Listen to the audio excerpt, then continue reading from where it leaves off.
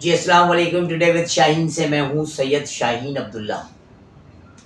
پاکستان دیکھیں، میں اکثر بات کرتا ہوں اور کہتا ہوں ایک جملہ کہ جب کسی کے حقوق آپ غصب کریں گے، جب کسی کے اوپر ظلم کریں گے تو ظلم جب اپنی انتہا کو پہنچتا ہے تو بغاوت شروع ہو جاتی ہے.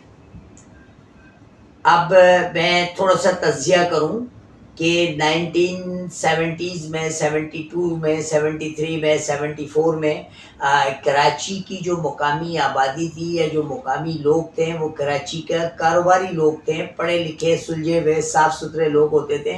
کراچی کے ماحول، کراچی کی لائٹیں، روشنیوں کا شہر، عروس البلاد شہر، سارے لوگوں کو خوشیاں دینے والا شہر.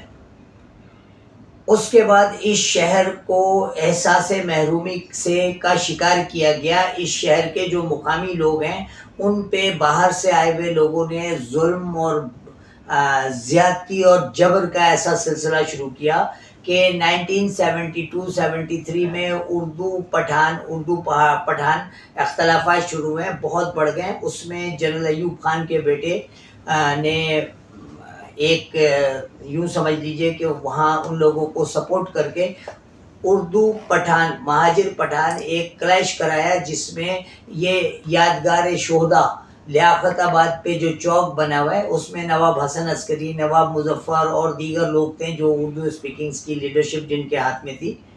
اور پھر وہ سلسلہ ختم ہوا کیونکہ وہ سلسلہ پنجاب نے بھی اس سلسلے کو سخت لفظوں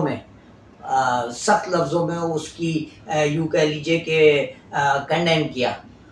تو وہ سلسلہ ختم ہو گیا. اس کے بعد 1984 میں 84 میں پی پی آئی بنائی گئی، پنجابی پختون اتحاد. اچھا، بیسیکلی یہ بنانے والے پنجابی نہیں تھے، یہ اس بیلٹ کے لوگ تھے جس بیلٹ سے میاں والی بیلٹ جو ہے جس میں سارے وہ ہوتے ہیں ایوان، جن کو نہ پنجاب تسلیم کرتا ہے نہ سرحد تسلیم کرتا ہے. وہ پنجابی بھی ہوتے ہیں، پٹھان بھی ہوتے ہیں. عمران خان نیازی والے، میاں والی. تو یہ وہ پنجابی تھے جنہوں نے پی پی آئی بنائی. اور اس پی پی آئی کو بنانے میں بہرحال عربی کا بھی آتا، سانحہ پکا قلعہ، علی گڑھ قصبہ، یہ سارے واقعات ہوئے. اس سے پہلے بشرا زیدی کیس، کالج کی طالبہ تھی، ان کے ساتھ جب ان کا ایکسیڈنٹ ہوا تو اس ایکسیڈنٹ کے بعد اسما اور سلمہ کیس، رات کو ایک تقریب سے واپس آتی ہوئی باپ کے ساتھ جا رہی تھی، جن کو ایک شخص نے گرفتار کیا، گاڑی میں لفٹ دی اور گاڑی میں لفٹ دے کر کے اس کو سرجانی لے جا کر کے ریپ کیا، اس کے ساتھ زیادتی کی اور زیادتی کرنے کے بعد اس کی ڈیڈ باڈیز وہاں پھینکی، جس واقعے نے اس قوم کو بالکل یونائٹ کر دیا. اور لیڈرشپ چلی جاتی ہے الطاف حسین کے پاس، اور الطاف حسین صاحب نے باقاعدہ طور پہ اس قوم کو یونائٹ کر دیا. 1988 کا الیکشن، اس کے بعد 97 کا الیکشن، اس کے بعد 97 کے الیکشن سے پہلے جب 88 کا الیکشن ہوا، میری ورجینا بجائے اسلام آباد میں میٹنگ کرنے کے کراچی آ کر کے الطاف حسین سے میٹ کرتی ہیں. اس وقت 94 میں بینکاک آزاد ہو کر کے چائنا کے پاس جا رہا تھا، اور پاکستان کی امپورٹنس، گوادر کی امپورٹنس چائنا اور امریکہ دونوں کے نظر میں تھی. تو امریکہ کو یہ پورا بیلٹ چاہیے تھا گوادر سے کراچی تک کا. تو ایک 92 میں 19 جون 1992 کو ایک آپریشن پلان کیا جاتا ہے. اچھا، 19 جون 1992 سے پہلے 2 سال تک کراچی کا انتہائی پرامن ٹینیور تھا، جس میں ایک ڈیڈ باڈی نہیں آئی، ایک ڈکیتی نہیں ہوئی، ایک زیادتی نہیں ہوئی اس قوم کے ساتھ، نہ اس قوم میں کوئی کرپشن تھا. ہر طرف خوشحالی تھی، خوش امنی تھی. لیکن یہ جو سو کالڈ ملٹری اسٹیبلشمنٹ کے لوگ ہیں، جن کو کراچی کا دبئی جو چھوڑ نہیں سکتے تھے، انہوں نے ایک آپریشن پلان کیا، 1992 کا آپریشن، جس آپریشن کے ذریعے آپریشن شروع کرنے کی وجہ 74 افراد کی ایک لسٹ تھی. اس لسٹ میں صرف 3 لیڈرز تھے ایم کیو ایم متحدہ قومی موومنٹ کے. اس وقت یہ مہاجر قومی موومنٹ تھی.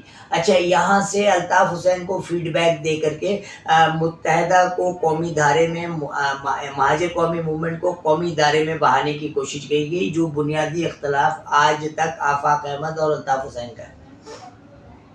دیکھیں، ایم کیو ایم مہاجر قومی موومنٹ کوئی سیاسی پارٹی نہیں تھی، یہ ایک تحریک تھی. تحریک ایک نظریے پہ ہوتی ہے اور نظریہ دینے والے کی ملکیت ہوتا ہے. نظریے میں تحریک میں مفادات اور تحفظات نہیں ہوتے ہیں. تحریکوں میں جوڑ توڑ کی سیاست نہیں ہوتی ہے. تحریکوں میں نظریہ دینے والا ہی تحریکی نظریاتی باپ ہوتا ہے. وہ جو اچھا اس قوم نے دکھایا ہے. الطاف حسین نے کہا ہم اپنی گلیوں کی صفائی خود کریں گے. ایک گریڈ 19 کا آفیسر جو کراچی یونیورسٹی میں رجسٹرار تھا، ڈاکٹر پیرزادہ رضا قاسم، جس کو اس گناہگار آنکھوں نے خود اپنے روڈ کی اپنی گلی کی صفائی کرتے ہوئے دیکھا ہے، کیونکہ قائد تحریک نے کہا تھا کہ صفائی کریں. پاکستان ٹبیکو، لکسن ٹبیکو کا جو لاکھانی مالک ہے، اس کا بیان تھا کہ الطاف حسین نے نو ٹو اسموک کی ایک کمپین چلائی کہ نوجوان سگریٹ نہیں پیے گا. اور مجھے اچھی طرح سے یاد ہے کہ سیل کا گراف گر گیا، کراچی کے عوام نے سگریٹوں کا بائیکاٹ کر دیا. ہم لاکھوں روپے کا اشتہار چلاتے ہیں کہ نو اسموکنگ، لیکن جب الطاف حسین نے صرف ایک آواز اٹھائی کہ سگریٹ نہیں پئیں گے تو لوگوں نے سگریٹیں چھوڑ دی. وہ وجہ یہ ہے کہ یہ قوم الطاف حسین کی آواز کے پیچھے ایسے چلتی ہے جیسے اپنے نظریاتی باپ کی آواز کے پیچھے چل رہی ہے. اور اس آواز کو بند کرانے کے لیے ان ڈیول جینیس بیوروکریٹس نے اس پہ ہی اچھا دیکھیں، آواز تقریر پہ پابندی لگانے کا کتنا بچکانہ طریقہ.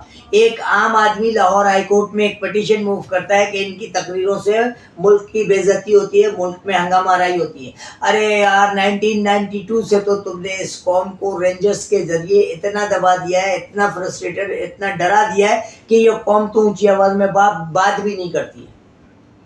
ورنہ جرت تھی تمہاری کہ سندھ کے ڈاکوؤں کو وزارت داخلہ دے دو، ورنہ تمہاری جرت تھی کہ یہاں اردو اسپیکنگ کمیونٹی کی فیکٹریوں پہ 2 لڑکے بھیجو، جے سندھ کا جھنڈا لے کے جائیں گے اور بولیں گے یہاں ہمارے 20 لڑکوں کو اپوائنٹ کرو. تمہاری جرت تھی کہ ملک ریاض کے بحریہ میں جا کے جلاؤ گھراؤ کر دو. کیا تمہاری جرت تھی کہ ٹول پلازا سے ٹوپی پہن کے سندھی گارڈز کے ساتھ تم اندر آ جاؤ؟ نہیں تھی. تم تو رینجرز کی سپورٹ سے بدمعاش بنے ہو اور آواز کو آرمی کے ذریعے دبا کر بدمعاش بنے ہو.